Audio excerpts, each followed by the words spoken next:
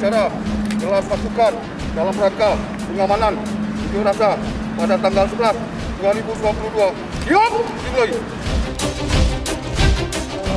Kita berhasil dan karenanya kesiapan mental, kesiapan fisik kita terhadap kesiapan bila mana kita dibutuhkan untuk bersiap diri melaksanakan tugas.